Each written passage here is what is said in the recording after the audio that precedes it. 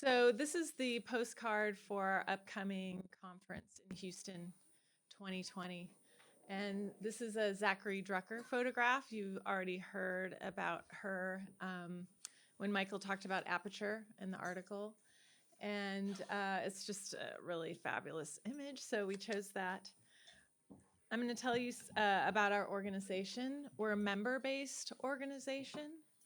So everyone pays dues to the organization, and we were organized just through a teaching conference like this one in the late 60s. And people decided they wanted to do something like this every year, and eventually it was incorporated in New York State. I will read the mission, because we've worked hard on this. SPE is a leading forum for fostering understanding of photography in all its forms and related media. SPE engages its worldwide membership and affiliated communities through a range of supportive platforms, including conferences, events, and publications. So all of these photographs are just from our conferences. What we do, we expand vision, thought, innovation, and understanding through photography, media arts, writing, teaching, and citizenship that is global, local, and mobile. And these are our membership benefits. We have an online portfolio for members. This is to share your work as an image maker, but also I use it as a resource as a curator to look for work to exhibit. So it's a resource for teachers as well to share artwork of our members with their students. There's also job listings, call for entries, and a video library, and we are also digitizing our periodical exposure. And Lauren will talk more about exposure. You do get a reduced conference rate as a member. We do allow non-members to attend, but it's quite more expensive. And we have a spring conference, which is the larger conference. We used to call it our national conference, but now as we're getting more international members, we can't refer to it that way anymore, although we haven't changed our website name yet. So that's lagging a bit. We're still SPEnational.org. These are actually the prices or dues for membership. It's an annual membership.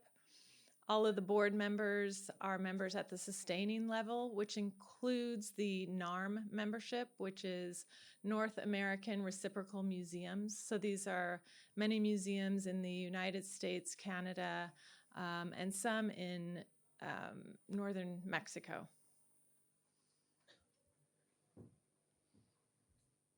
And this is for 1 and 2 years. So you get a little discount for 2 years. Very small. This is an image of our conference in Chicago. This was the 50th anniversary. The Houston conference, I think, will be the 57th. Probably said that on the postcard, but I didn't notice. And we had, I think, maybe 1,700 in attendance that year. At the Chicago? Yeah, I think it was gigantic. That's why we showed that picture, because it's really impressive. And look at the chandelier. I mean, that in itself is impressive. We do presentations and industry seminars. This is Freestyle Photo. They come every year as an industry professional to be part of our exhibits fair, but every now and then they do this incredible digital photography paper talk where they show different photographic papers and how different inks print on different papers. And then they also talk about the glazing that you put over your photographs and how that affects the colors and things like that. So it's very informative. This is the exhibits fair. So we have Sony, Canon, camera companies come and show their work. Hahnemühle paper comes. All these industry representatives want to meet with our members. And so they give away free paper and film, and they also contribute to our raffle and silent auction. Every year we have student portfolio critiques as well as professional portfolio reviews. And that's actually how I got involved in SPE. being the curator of Northlight Gallery at Arizona State University, I was invited to be a portfolio reviewer, and then I just kept doing that and getting more and more involved, and it's a slippery slope. And I would add that that is part of the conference registration fee. So, Oh, and it's very generous. So students and professional. So if you've graduated, then you can do the professional because you're now a professional. But it's kind of first come, first serve, and you sign up and you get to talk to a lot of different people all at once. And it's, the same model as larger conferences like PhotoFest. Mm-hmm. But less expensive. I think PhotoFest is $1,000. Yeah. And then also, I mean, this is like PhotoFest as well. Reviewers will just be wandering around and they have their tag on. You can stop them in the hall, and many people will be willing to look at your work and want to. I mean, that's what I'm there for as a curator, to look at as much work as possible. Then we've added also kind of formalized the curator portfolio walkthrough, which is another evening event. It used to be really informal and people would just start throwing their portfolios on the floor and people would walk around. But we made it a little more formal so that we had tables to put artwork on instead of the floor. And it's wonderful. We usually invite the local curators from the area where the conference is being held. And the conference moves around in the United States every year. So the spring conference is at a different location every year to give people who live in different parts of the United States, because it's as big as India, and you know how big that is and how it can be difficult to travel, an opportunity to come to the conference.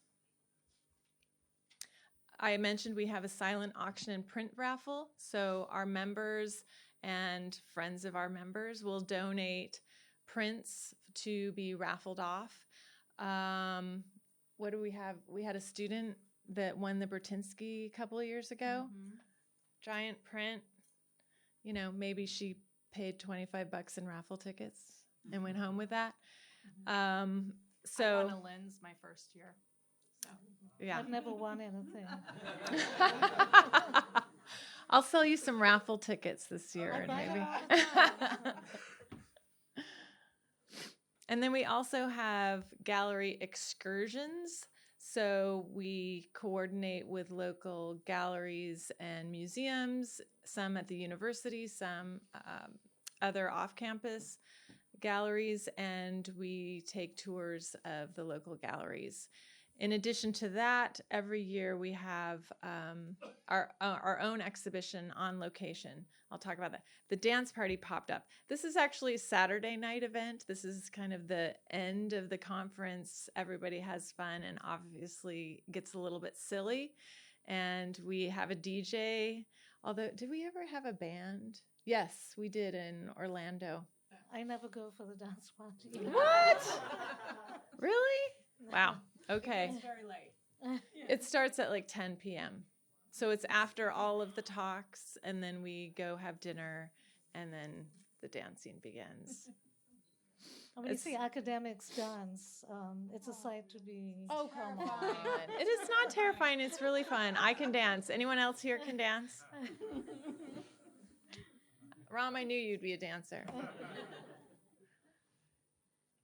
All right, so this is exposure. I'm going to have Lauren talk about it because she's one of the co-chairs of our communications committee. Okay. And of course, as you all can read, I know, is this on? Yeah. We've been publishing since 1970, so this spring will be the 50th anniversary, which is really kind of fantastic. 2 or 3 years ago, maybe 3 or 4 years ago, it was switched from a print publication. As many of you are familiar with, print publications are very expensive. So we moved to a completely online format via the platform Medium. And so now we are basically, publishing content as we get it. But one of the things that we're doing, we do have this kind of fabulous archive of all the past issues, and we've been in the process of digitizing them. And one of the kind of advantages of membership is that the archive will be available on the SPE website. And some of the writing is fantastic. Martha Rossler was a regular contributor to Exposure.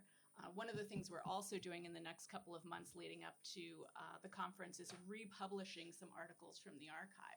But I'm particularly interested in now, and I've already talked to some of you about this, in publishing some of the things, especially those of you who, wrote papers for this conference, or even if you have a personal project. We publish interviews, we publish portfolios, and we publish essays, and several of your papers could be very easily published with, accompanying images.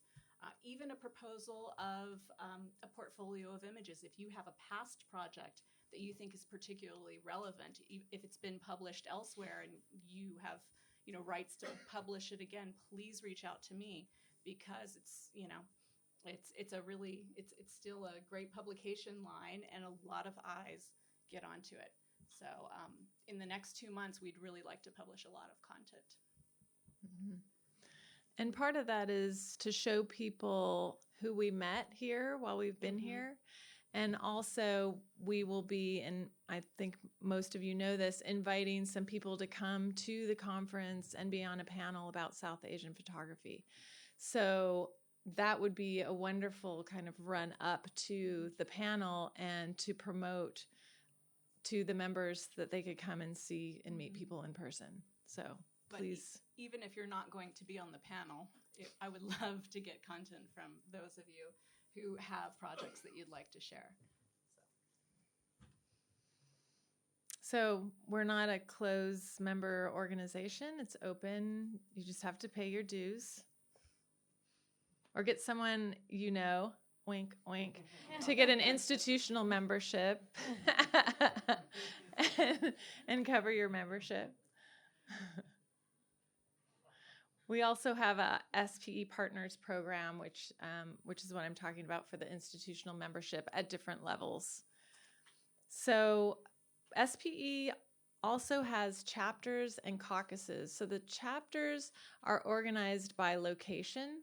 In the United States, immediately once you register as a member, you're put into your affiliated chapter. And then the caucuses are something that you voluntarily sign up for. The chapters are the Mid-Atlantic, Midwest, Northeast, Northwest, South Central, Southeast, Southwest, and West. And we also have an international committee. And on our website, when you register, we have Europe, Asia, China? I think it's Europe, China, International, which is, I understand. That you can select as a chapter member. And then the caucuses are the Multicultural Caucus, which actually started as the Black Caucus. That was the first caucus of SPE. And then the Women's Caucus formed in the 80s. And then the Black Caucus transitioned over to the Multicultural Caucus. I think there was talk, Sunil, you were talking about being part of the Black organization, yeah, and then Autograph formed too, and yeah. So we had that same kind of evolution. The LGBTQ Caucus formed recently out of the Women's Caucus.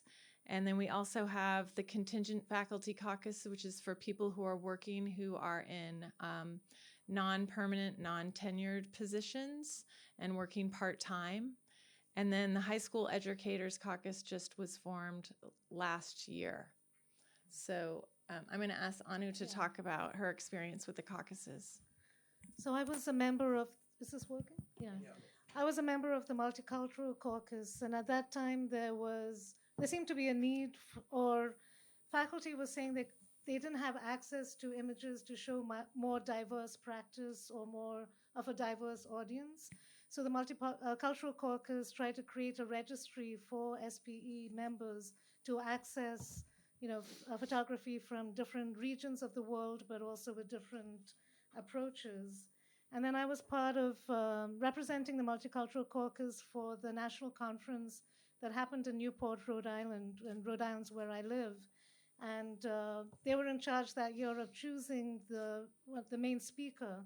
And we chose Mark Seeley, who is the director of Autograph, and who had also edited a book with Stuart Hall called Different.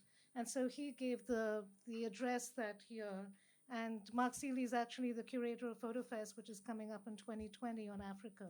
So it's kind of a nice full circle. Yeah, and it really will be full circle because he and Liz Wells are going to be our opening conversation for the conference on Thursday. Yeah, so that's really wonderful. One of the things that the Multicultural Caucus did that I don't think any of the other caucuses have done yet is do a portfolio exchange. And then those were distributed to different schools and university collections as well. And each member also got a portfolio. So it was just everybody brought in, I think it was 14 prints that year and did the exchange. I want to highlight a couple things that the caucuses have done because that's really how I entered into SPE.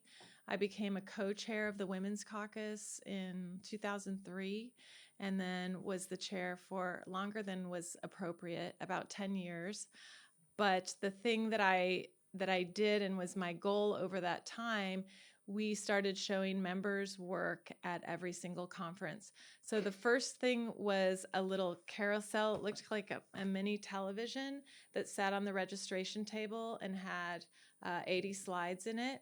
And it would just click, click, click all the way through the thing. And then I would come back every hour or so and switch out another carousel. So that was our first exhibition of the Women's Caucus. And then we started to secure venues every year in the conference city close to where the conference was being held. And then in 2013, the LGBTQ Caucus was formed by one of our Women's Caucus members, Sue Sooks and David Martin. And Sue said, well, could we include the LGBTQ Caucus in our annual exhibition? And I said, well, yeah, why not? Why don't we actually include the Multicultural Caucus too? Because there were just 3. And it became the combined caucus exhibition that now has an exhibition every year along with a catalog. And we invite a juror to jury the work. Catherine Lord was the juror in 2013, and then our caucuses also paid to have her come to be an invited speaker. So we paid her lecture fee, and that was the goal of all my time in the caucus, the Women's Caucus. And I thought, okay, now I'm going to step down and let someone else take over. And then they got me to run for the board. So that was... We also have the caucuses have a film festival that's been going on for 25 years that was started by the Women's Caucus 25 years ago. This is our anniversary. And it has become a combined caucus film festival. Who was it that was, Anita, did you apply for the media festival? Oh, right, it's too long. Yeah, that's unfortunate. Okay. That's all I wanted to say about that. Oh, another thing I did want to encourage you to go to our website that will take you to Medium and Exposure. There's a very good article titled Mind the Gap that was written by our Contingent Faculty Caucus, members from the Contingent Faculty Caucus. And it really speaks about the intentional and political undermining of the education system by corporate America. And a number of you spoke about that. And so I just thought there would be an interest about that. Can I just add something about please. In terms of the regional chapters, they have many conferences that happen usually in the fall. And they're wonderful ways for building community, but also for our students to get their portfolios reviewed by local photographers and to find mentors outside of the university. And they're less intimidating than the national conference. So they're also offered wonderful regional opportunities. Yeah. So annually, the spring conference is about 1,000 to 1,500 people, and our chapter conferences range significantly. I think the smallest one I ever went to was a Southwest conference in Utah. There were 35 of us. And the Midwest conference, chapter conference, usually has about 300 to 400 people. So it just depends on the number of states involved, and you can see the different states that are involved there. Could I say something? Yeah, absolutely. I'd like to add as well that all of the chapter conferences follow essentially the same model. So there will be calls for papers, calls for presentations. Usually there's some kind of juried exhibition.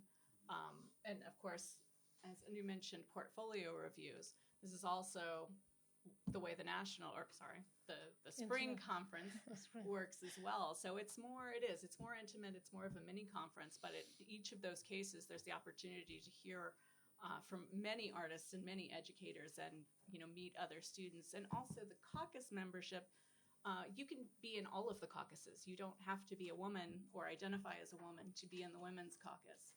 And they are doing so much more. I mean, the exhibitions that they're putting on, the LGBTQ Caucus last year, their exhibition, it was a juried exhibition, was just fantastic.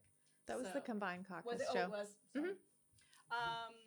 So anyway, but everybody can be involved in all of those groups, and it's also a fantastic separate resource. So, And it just made me think too, again, our organization is all by members and volunteers. So we only have 3 paid staff, and it's not us. The people who help organize the chapter conferences are all volunteers. There's a chair, treasurer, and secretary of each of the chapters. The caucuses also have officers, and then the parent organization has the board with committees. So why we do it: to develop thought leaders engaging photography as a catalyst for cultural advancement and social justice. Here's our website. As I said, SPE National, we still haven't changed it yet. We've been talking about it for, this would be the 4th year, so I really want to get it done now that I'm the chair. And then here is the exhibit or the conference poster. This is Xaviera Simmons' work, and she will also be a featured speaker. So Thursday night, it will be Mark Seeley with Liz Wells. I think Friday night is Zachary Drecker, and Saturday night is Xaviera Simmons. And then Saturday Photo Fest technically starts. So we've worked that into our schedule. So they're having a reception, and then we go to the dance party. Yeah. So that's our presentation. Did we do it in 20 minutes? oh yes, we were. Woohoo! 22. Okay. Well, So we wanted to have questions. yeah, we do have a lot more time. And as we demonstrated yesterday, as soon as there were opportunity for Q&A, we dove in, right? So if there's questions specifically that you want to ask us about SPE, this is definitely the opportunity to do it. But we also really wanted to take this time to just have an open discussion. I know we haven't heard from all of our presenters as yet, but I'm sure we still have a lot to discuss. I've jotted down some things that people brought up. So if we need a prompt, I can put that forward. But if we don't, I mean, if you guys just want to ask us some questions or get a little bit more information or clarification about SPE, we're open to start that way and then proceed with just any conversation. So were all those 1,700 people photography educators? Not necessarily educators. They could be curators, but they're all members. Well, that's not necessarily true because we do allow non-members to participate. So they all came particularly for that 50th anniversary conference. And historians and students. Yeah. Mm-hmm. One of the things you maybe didn't mention or emphasize was that it's also a big job market now. Oh, yeah. People get interviewed on this side. Mm-hmm. Mm-hmm. Yeah. Are there still jobs? That is a very good question. And actually, that's why I brought up the Contingent Faculty Caucuses article that they wrote called Mind the Gap. Because increasingly, and someone else mentioned this also, that as tenured faculty retire, they're not refilling those positions with another tenured faculty. They might hire an adjunct faculty to fill that position. And then in the United States, at least in Arizona, they keep you just under the level of being eligible for benefits. So not only is this make people live, close to the poverty line. I mean, there's been stories in the news, and we had teacher strikes the last 2 years because of teachers not being able to just teach and pay the bills. They have additional jobs. And that is an issue in the United States, absolutely. Mm-hmm. Sorry. No, go ahead. And many of you are familiar with that model of CAA interviewing at the conference. And that happens, the actual interviews happen less and less, but it is an opportunity. Everybody knows when the jobs are coming up. And part of our website, we have a jobs listings section, and we have a call for entry section that are very comprehensive and a really good resource. But it is an opportunity to meet people informally. And a lot of our members start out as students who come on the undergraduate level. I started going when I was a graduate student, and I was kind of shocked at how many of my peers had been coming to SPE for 5, 6, 7 years because they started as an undergraduate, and people just continue. Mm-hmm. Mm-hmm. We also have a directory of schools that teach photography. So that is really beneficial for people looking for schools, and then also people looking for jobs too, because there's kind of a doorway you can do it, right? Mm-hmm. Look at the schools in your area. Maybe you don't know all of them, and give them a call and find out. That's actually how I started teaching photography. Yeah, I was going to refer to the list you have of places that teach, but would you have data on which of those colleges or universities offer teaching assistantships with, financial aid and stuff? Is that part of your database? We actually did a survey with ASMP at our last conference that had some of that data, and that is available to members on the website. Because I think, a lot of people who teach their students always might seek higher education or whatever, and it's very expensive. I studied for free when I did my graduate work. Mm-hmm. That's a good way for the university to get a teacher without paying a salary or a little bit, Yeah. So the remission of fees is very important. Mm-hmm. The College Arts Association used to have a journal that they brought out with details about the MFA programs, who the faculty were, what the facilities were, and what kind of fellowships were available. I'm not sure it still comes out, but I know at least 10 years ago they had it. And it was a great resource, not just for photography, but for all fine art media. Mm-hmm.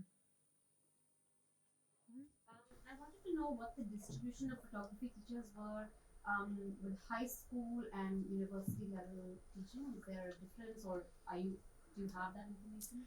And what do you mean distribution? So like how many are? Yeah, there? so how many of your members are teaching in high schools, or how many of them could be possibly teaching in university? That is likely to be part of the survey, although I found it a little bit challenging when I was taking the survey because I'm actually contingent faculty. I'm not a tenured faculty at Arizona State University. I've been contingent faculty for 24 years. I know. I'm in a lucky position, though, in that my position is more than half-time, so they're required by law to pay me benefits. But I still teach at 2 other community colleges in the area close by. So I'm still part of that group of people that have to travel more than you'd like.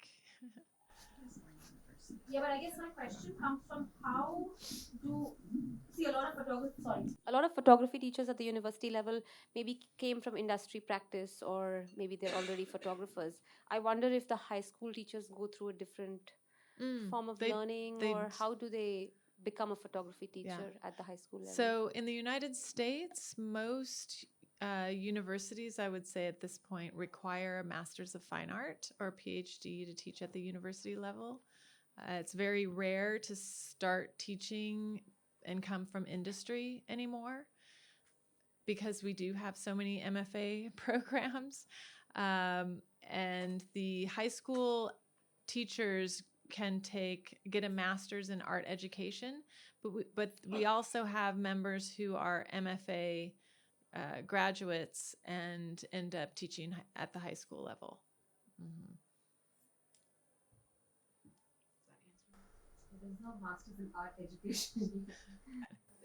and it's not absolutely necessary to teach on the high school level. There are a lot of different ways, and in many cases it doesn't need to be a Master's of Art education, but more and more MFAs are teaching at the high school level as well. It's also governed by state laws. Yeah. And part of that is because there's fewer tenure positions open. Yeah. If there's a solid group of people here who are interested in being a group, if there's a group of people that are interested in staying in contact and being a group, what are the options or channels to be kind of in touch with SPE? What do you do in England, and how does it work in China? If you can tell us that, then we can kind of think of that as a platform. So APHE, that connection, I think, was initiated by Liz Wells, and some of you probably know her photo history text. She created a relationship with APHE, the Association for Photography in Higher Education, and every year they nominate and then vote for an honored educator, and we do the same. And that honored educator is usually someone who's been in photography education for 30 plus years. Maybe they're getting close to retirement. And they give a presentation at our conference. And APHE's honored educator gives a presentation at their conference, and then we exchange. So that's the relationship that we have with them, because they already have APHE there, and it's an organized body, and they meet regularly and, support each other that way. I participated this year in the Pingyao International Photography Festival by going to it. I had been participating for the last 4 years as an organizer. I wouldn't say a curator, because each chapter that we have in SPE also selects their own honored educator. So we have 8 chapters, so there's 8 honored educators from the chapters every year. And so they had been exhibited at the Pingyao Festival as an exhibition every year. And so because I was elected the chair of SPE, I was invited to go and give, they call them a floor talk, which is usually what we would call a gallery talk, and participate in their educators forum. And I showed them a condensed version of the PowerPoint I just showed you, because we had about 5 minutes. and then, we had 10 minutes, and that had to include translation, because they don't speak English, most people there. And I don't speak Chinese, or Mandarin, I should say, because they have many different languages in China as well. And so they asked me, we split up into groups, where I'm like, she was there too, and just had discussions on different topics. And some of the people asked me, well, how can we, do this SPE thing? And so we are speaking to them about continuing a relationship, where I might come to the festival again next year and formalize things a little bit more. But right now we don't have specifically a chapter there, although we do have a number of members from China. And the educator forum that they are doing on a regular basis, I think Pingyao PIP is maybe 20 years old this year. Is how SPE started, right? This is how SPE started. Educators got together and wanted to talk with each other.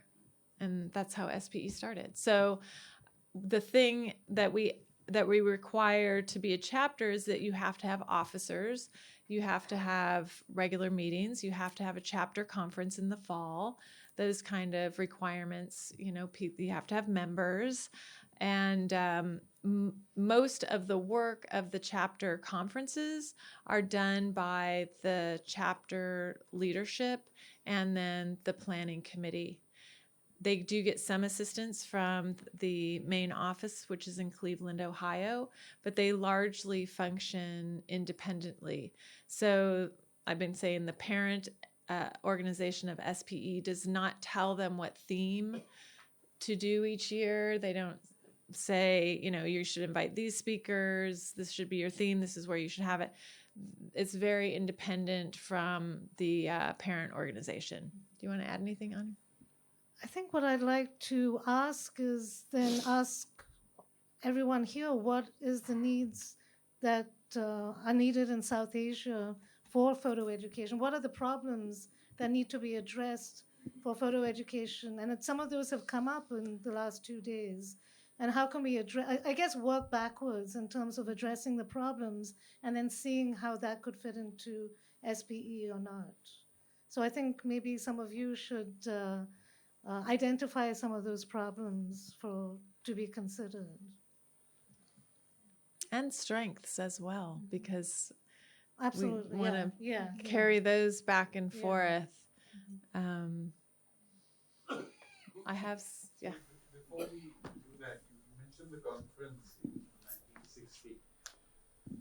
I just wanted to know a little bit more about that conference, as a matter of fact. Was it incidental, that particular year of 1960, it happening in that specific year, or was it just very organic? Was there a sort of precursor to this momentum that was developed towards everyone meeting? Well, it was in Rochester, New York, and you heard about Minor White being the first editor of Aperture. And so it was largely out of that same community that this grew. So Nathan Lyons is identified as the organizer and the inviter to this first teachers conference, but it was basically grew out of that community. And it was just, something whose time had come type of thing. And there was enough people that wanted to sustain that kind of meeting and exchange that they eventually created the nonprofit and incorporated in New York State. And it always had an eye to photography from all over the world, as it were, or education all over the world. What was the sort of sense No, of I wouldn't say that. internationalism that came about? I was just curious to know. So, again, I would say that the Eastman House really influenced that, the connection with the Newhalls there, and Minor White and the community that was in Rochester. And it was thinking primarily of American photography. Mm-hmm. I think so, because I remember meeting Nathan Lyons. I organized Oracle in the UK where I met Nayati Shinde. She was there, she'll remember. We had a showdown with the Americans. We filled it with half non-Americans, and they were shocked to see so many non-Americans at their conference. Mm-hmm. And Nathan Lyons, with all his liberal heart, said, modern photography is American. We're the keepers, so you could basically, take a walk. Uh-huh. Well, that's kind of... do we want to talk about controversies and how the Women's Caucus started? I was just going to say that. There was a big disruption in the 80s when the Women's Caucus started, and many members left and didn't come back for decades because there was such a revolt by the mainly male-dominated organization at that time. But again, you have to think, it wasn't started purely by men. It didn't start out that way. It had just men were the professors that were hired in the United States, white men, and so it was dominated by that group of people. And so when the women professors decided that they wanted a voice within the organization in the 80s, it was very controversial, and there were a lot of tensions. And when I became the Women's Caucus chair in the early 2000s, I really pushed to have men included in our meetings officially. I had been in graduate school at RIT in Rochester, New York, and my boyfriend came with me to the conference in DC when I was there as a graduate student, and no one said anything. And when I became the chair of the organization and I just expected men to be involved, there were founding members who were still participating and said, absolutely not, men cannot come to our meetings. And it was my opinion, because I struggled as a woman in a graduate program, that we needed to teach our young male faculty how to discuss and address women's students and feminist work and be able to be comfortable discussing that. So I felt like our group need to really serve our women students by serving the male young male faculty and male students who were coming up who would eventually be the faculty. So I had pushback for quite a long time, and I'll tell a little story. Eventually, the parent organization did say all of the caucuses are open to everyone, period. So like the Black Caucus started out with the members of SPE who were Black and wanted to get together, and then it shifted to the Multicultural Caucus. And as a caucus chair, and I went to our meeting, the Women's Caucus, and I went to the Multicultural Caucus meeting, and sometimes people gave me the stink eye, you know, like, hey, white girl, what are you doing here? But most of the times I was welcomed and everything was fine. But where there was a big shift for me, I'd had a meeting, I can't remember where we were, what year it was probably like 2010, and a young photographer, Jess Dugan, came to a Women's Caucus meeting, and we had had a vote the year before that, okay, we would let men come to this meeting, but they couldn't be voting members and blah, blah, blah. I was going through the agenda and the votes, and Jess walked in with their portfolio and a little pompadour and a little rockabilly thing going on and sat down across from me, and I read Jess, and I'm like, I don't know if that's a man or a woman. And I thought, okay, I'm just going to read my agenda. And Jess got up and left. And I thought, oh, great. Now I've insulted him. And then later on that evening, we had the student awards, and Jess was given an award for her project, which was self-portraiture with her mother. And she had gone through breast reconstruction surgery. And so it was showing her sutures and later her scars. And she and her mother were photographed. She photographed herself and her mother every year since her surgery. So she was probably 21 at the time, and her mother had made her wait to get the surgery until she was 18, because she said, I'm not going to be responsible for that decision. You have to be an adult. And I turned to one of the founding Women's Caucus members who'd always given me a lot of pushback for wanting men to be involved. I'm totally airing our dirty laundry on the... It's being recorded. I won't say who that person was. And I said, well, what about this? Jess came to our meeting and then left, and I want everyone to be welcomed. And she said, if you were born with a vagina, you can be in the Women's Caucus. Oh, that seems to be the defining. We just had 3 other women in photography. I was just going to say that. And in London. Oh, yeah? This whole issue of like, does that mean you're born with a vagina or not? This is like a big crisis. This is just this year? Just this, Or just last year? Uh-huh. Just the other day. December. Okay. Yeah. But this is like a Right. huge ruckus. We have people called terms. You must have terms over there. I think Sunil, and we had only 2 men in the conference. Sunil was one of them. Uh-huh. Almost the only guy there. And the thing is, no men came to the audience either. He came in the audience. So what was this conference? Women in photography. Oh, women in photography. In Yeah. various countries and all that, in Africa and in Latin America. We had But the Palestine. guys weren't coming. But there were only 2 men who attended. Yeah. Are we getting a little off Yes. topic? They hadn't really thought it through because they just said women like the 70s. Right. Women's exhibitions and things like that. Yeah, So, the whole gender thing. I went up to Jess after, and I said, I think I need to apologize. I might have offended you. And she looked at me. I said, you came to the Women's Caucus meeting? And, you know, and she said, oh, no, it was just more businessy than I thought, and I wanted to talk about my work. That's why I left. I wasn't offended. And then we bonded on the dance floor. But also nowadays, people are not visibly Yeah. maybe doing anything. So my partner's PhD advisor at the Royal College of Art arrived, you know,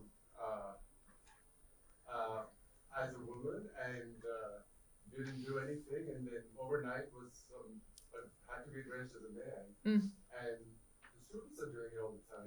People are gender queering like crazy. Yeah. But they're not actually doing operation. Surgery, Breast or adding breast. It's just, they look the same as they did before, but just if you have to address them. It's not the same old world. And, the world times are changing. And to get back to the original question, as Mahesh observed, the internet changed everything. You weren't part of the conversation before because you couldn't buy film or, process film. And now everything is international and we're all connected. And, this organization that was started in the United States in 1960 by a bunch of, older people. They weren't older then. They were established people. We can't think that way anymore. We want people from everywhere. We have so many graduate students. We have so many undergraduate students who come in. Our universities, when we are hiring, we want people who have a global perspective. And I think in our context today, I think with your presentation earlier on the caste issue, that's a kind of equivalent social separation issue, which is very strong. I mean, of course, we have the women's issues, patriarchy, which is universal, but here specifically, the caste issue is a huge thing. And it's something that not a lot of people are outside of India are so aware of. Yeah. And so I think, the projects that he's doing, the work he's showing, what's going on in JNU right now, these are public universities which are funded by the government. And part of the reason for that is actually to enable people who are disenfranchised and economically not able to access private higher education. So that's, I think, that's an issue here on which many people are not aware of, including students. But I would say that just because women's issues are universal, it doesn't mean we shouldn't address it in India. Oh, no, I'm not saying that, but I'm saying, that the caste issue here is a specific aspect, which is very strong. But I think that work is extremely important to be shown in India too, because we look the other way. Yeah. India has three, right? Women, tribals, and girls. Women as whole together. Yeah.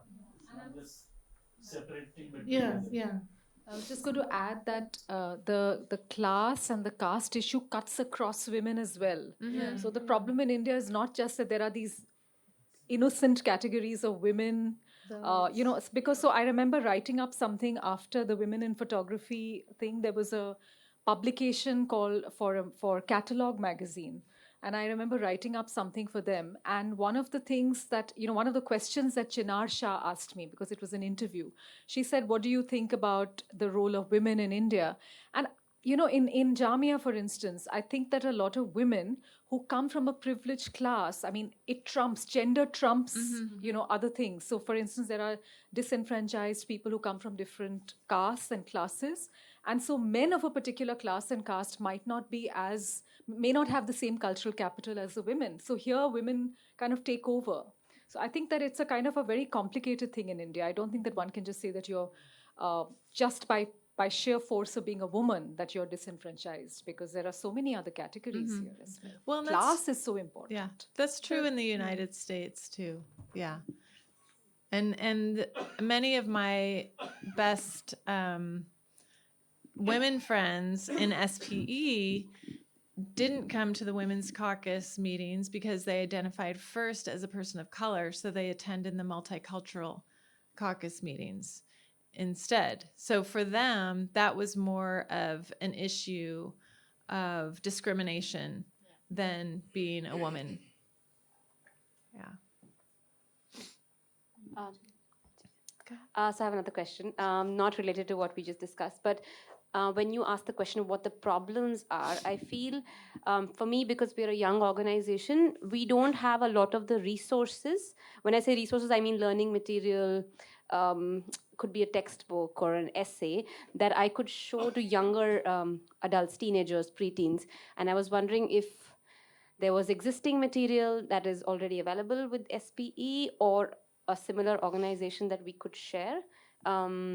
Also, the other challenge in India is translating it into a Tamil language or Marathi or whatever, wherever you are, because a lot of the times we work with students from backgrounds where English is not the first language. So that is the other challenge I think I face or our organization faces is the lack of the resource material. And the other is how do we get the same material in a vernacular. Yeah, sorry. I was going to give an example, and that is that Surya Nandini, I noticed that in your, you had added Chobitola, which is this, in the only history of kind of a colonial history in Bengal has been written in Bengali by this man called Siddharth Ghosh, who I actually had the privilege of knowing many, many years ago. He passed away. But his book, Chobitola, which means taking pictures, has an entire chapter on women photographers. So when I started doing this study on women photographers that I talked about, I actually had a friend's mother translate the chapter for me in English. And many, many years later, TAP, the organization TAP, the Trans Asia, I keep forgetting, Trans Asia, they actually then ended up translating parts of the book. And you mentioned something about an unofficial translation. It's a fantastic resource, you know. Yeah. But that's probably the only vernacular, kind of book that we have. And we need more stuff, maybe, I don't know, I teach from Liz Wells sometimes, and maybe Liz Wells needs to be translated into other kinds of languages, because if we don't have those histories as yet written up here, then maybe we need some basic foundational text to be translated. Sabina, can I ask you a question? Yeah. So in India, you get access to JSTOR? Yes. But only if you're a university affiliation. So then you can get to various articles. You can, but ultimately, Sunil, it's all English, right? So, for instance, let's say there is a Hindi-speaking or a Urdu-speaking student. Language is just, that's why I said class is just, it just cuts across things. They will never be able to read that kind of academia. And JSTOR is a particular kind of academia. Liz Wells is still accessible, because the reader, her basic book is still accessible, but not JSTOR. The kinds of academic articles that come on, that's for a different level of student. I do some reviewing for photography and culture, and this is a kind of academic problem, maybe for us, different kind. Sorry, I'm maybe not diverting us away. I want to, we wanted to save this time so we could just be in conversation. Because of women in photography, I got sent a couple of articles to peer review from Africa, actually not from India, but I think very similar issue with African authors, and they just weren't academic enough. They were basically a list of practitioners. And I said to my colleagues, they're not saying anything critical about anything. They're just telling us there's Ram and there's him and there's her, and they're doing this practice. But, so there's a problem with I guess, where does academia stop and then, something. Well, I'm seeing Nathaniel sitting over there. And Nathaniel, you didn't mention the book that you did, which is the visual history. And I think that maybe you should talk a bit about that, because that is a resource we've not had before, and especially with the students sitting here. Well, just about the book, because I think a lot of people don't even know about the book. So the book was a project I co-authored with Diva Gujral, who's a PhD scholar at University College London. The idea was definitely not to be a complete academic history, but at least an entry point for people to learn a bit more about the breadth of photography here. Another important fact is it was called Photography in India. The idea was it wasn't just Indian photographers, because I think we were very clear that there's no need to make that kind of national, photography in India has always been in dialogue with other parts of the world, not only with Britain, but, other countries too, and continues to be.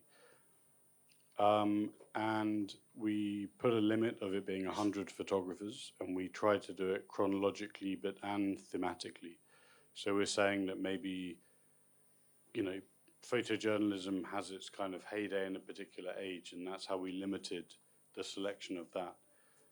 Contemporary photography or postmodern photography kind of existed in a particular time. So that's how we kind of set these 10 divisions chronologically. And then we chose around 10 photographers each who might be emblematic of that particular era. See, we had to categorize things, and you have to leave people out, and you have to put people in. And I feel very nervous even talking about it now, because I'm sure there are lots of people who are like, you know, how dare you not include this person, or how dare you include this person. So it makes me very nervous to talk about it. Also mention that it's basically a visual history. Yeah, exactly, it is. You know, so I think talk a bit about that. So I think, it was meant to be that it's accessible. It has hopefully some kind of academic content, but wasn't so academic that people couldn't access it. And again, each photographer has a short kind of 300-400 word write-up. We tried for this not just to be a CV, to give some insight into the work, some kind of criticality, but again, leave it open for interpretation a bit. So, I mean, in a way, it was trying to do lots of things, but trying to be a kind of neutral book. I'm just grumbling in Hindi to Ram that you don't give us the book. I did. I haven't got my copy yet. So maybe we can hear from these centers. So, Dharak, if it's possible to share what you teach the Yeah. students and a little bit of how you start off with them and what journey you take them on. That's a good question. What we do is we start with very basic photography, but we have 5-10 photographers coming in, and 20 years of that photographer in 1 hour to the student. So example is that if somebody is shooting wildlife for 20 years, the whole world comes to the children immediately. So he doesn't have to go to South Africa or somewhere else. The whole world is there. So with the documentary photographers, then we have poets. So everybody comes and empower children. You know, slowly graduate. We gradually go slowly to the level. And same time we have walked to the galleries. Artists are there. So it's a collective completely to transform there. And they're very bright in the sense, very open to take it. And they very fast, like we did it in India and in Bombay also. And they're very fast. They come with brilliant images. So they don't have to kind of teach about sonnet or something. You know, no, it's the basic photography, and we transform it. And it's more actually just giving them a good respect, listening to them, and then things go slowly their way. And over the years, after say 8-10 years, the one group, they become a very professional photographers, because whoever comes in the town will make sure that they travel with them, or they assist with them, or somehow they keep shooting pictures of the city. And every year that we have a collective to work on one specific subject over the year. So any subject will take it, and then 20 students will be shooting with their own time. And then we'll edit them, we'll put it together, and we'll do the show in front of so many people, so they have access to kind of so many people coming and seeing their work. So it inspires them to do more. And all this process, money is not there. We don't have space, we don't have money, we don't have gallery. We just ask someone to kind of help us. So there's no, okay, these are the groups, they want space, so we get the space. So we get the food, some by friends. We get camera, films, and then we kind of continue it. It's nothing. Can I ask you something? So would there be people coming through that you would say, Acha, I think you two should carry on to a degree program maybe? This one of the students who's just this year, it's because Sophia was kind enough, they haven't taken a fees from us. So the student is doing first, I'll say masters, no. Postgraduate diploma he's doing in Sophia College. So imagine a conservancy worker's child. His father is a sweeper, and his first generation. We will break that whole. Atul will not go back to do his dad's job. He won't be a sweeper. He won't be a sweeper because that chance we got. He's become a photographer. He worked with the newspapers. Now he's doing his. I think he will meet a lot of other people that will teach him how to speak, how to wear, how to comb your hair, and that will have a change in his life and his family. So the students are making a documentary on his father. Yeah. It could be a student documentary, but I think it would be very nice. But then I always come back to Yeah. We had a problem with autograph when we started it was we had only 110 members of color. Nobody's been to school except a couple of the people who started it because they were going to change everything to color, right? And then, but actually it didn't lead to a big intake into the formal education system of people of color. Even now, if you go into a British art school, it's either white or Chinese. There are hardly any blacks and hardly any South Asian. Yeah, same. So they're all in engineering and science.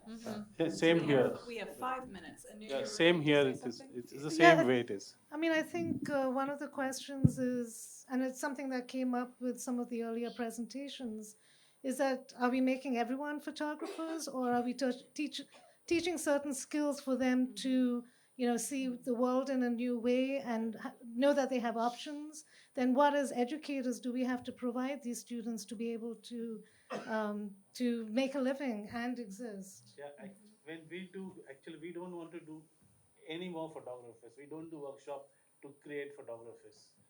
No. We just use photography As a tool. Empowering. to bring those images. Yeah. We're going to say something, and then you were going to say something. Yeah. I mean, we constantly have this struggle about how do you teach young people, and I think this question of theory being alienating came up quite a few times. I think the problem is not so much the text. I think it's the problem is how we teach the text. One of the things that we did in our workshop, or at least one of the things that I did when I used to teach a course on Introduction to International Relations for an undergraduate class at Yale. And one of the things that we did was not to give them the classic IR theory texts. Instead, I gave them this conversation that Stuart Hall has about what it means to be in Britain as a black man. And there's a wonderful line that he says that, I am the sugar on the teacup, which basically is about how Britain as an empire, that is, you equate a tea with being English, and yet there are no tea plantations in England. The sugar becomes the basis of slavery. Tea plantations fundamentally remakes so much of South Asia. And I think that text, again, it's very interesting that no international relation theory text actually talks about colonialization or colonization or what colonialism did to remaking the world balance. And for me, Stuart Hall, again, nobody reads all of Stuart Hall. I know people with PhDs who've never read all of Stuart Hall. But every time you narrate that story as an anecdote, because I think as humans, we have a ear for the story. If everything becomes a story, and I think people are able to, and once you give them that, it's easy to then segue into Edward Said. I don't teach Barthes or Benjamin anymore because I don't see Barthes or Benjamin being relevant to the photography exercise that I do. But sadly, there are so many Indian photographers now who will still talk about Barthes and Benjamin in relationship to the coal mines in Jharkhand. That makes no sense to me. It's the only framework they know. But why would you talk about Barthes and Benjamin about the violence that's happening in my subcontinent, right? I would much rather teach them Iqbal Ahmed, who talks about returning back to Bihar. I would much rather reading Audre Lorde makes more sense to me as a brown woman, as an immigrant. Reading text, black radical text makes more sense to me. And I think it's also about how we think about the syllabus. Listening to Marvin Gaye is a great way to teach photography. I mean, teaching them revolutionary texts in your own language is a great way when you talk about. So I think as educators, I think we really need to understand what are we trying to teach. And I think if we do that, I think theory then becomes a wonderful playground. It opens up minds for you that nothing ever does. Because as a young person, the war in Iraq and Afghanistan was happening. I was young. I knew something was wrong, but I had to read Edward Said's and Iqbal Ahmed and Audre Lorde and James Baldwin to understand why the war in Iraq was wrong. I was a young, I didn't have them. But the moment you give them the story, then theory becomes an absolute playground. They want to learn theory. They want to understand they will demand that you sit with them for hours and teach. And I think if we can do that, and again, as I said, pedagogy is political. If we can interrupt, I think it's unlimited.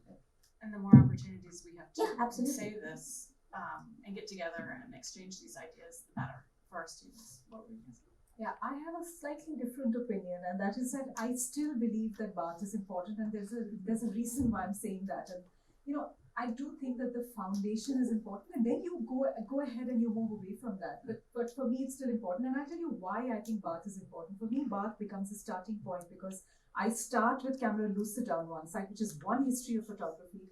And I start with with semiotics, which is one side of his story, and then I go on to camera lucida, which is the more personal, subjective, which opens up photography to two completely different paths. And I think he's opening up both paths, and for me that becomes very important because one is this very objective, indexical history of photography, and then he's opening up a completely different side of photography, which for me becomes very important, which becomes the entry point then to get into these other texts that you're talking about. So, for me, I think that still is important. But I was actually going to make an entirely different point, which has nothing to do with pedagogy. So I'm going to go back to that. And that is to this whole question of, you mentioned this whole thing about where do they go from there? Are we training them necessarily to be photographers? Perhaps not, because I think it's absolutely important. I think Sunil mentioned that yesterday about opening up a certain way of thinking. In Jamia, for instance, because it's an integrated course and because they're learning many things, photography becomes a kind of a fallback option very often when they can't. It's a moment of recession. The industry goes through, the world and the industry that they work in goes through moments of recession. And there are times when they'll be filmmakers, and because they've had this overview training and this overall training, that there will be times when they can fall back on photography. So it becomes a very interesting way of kind of dealing with the issue of employment, because at times they will be filmmakers, at times they'll be photographers, and at times they will write and they will do other kinds of things. There'll be supporters of photographers.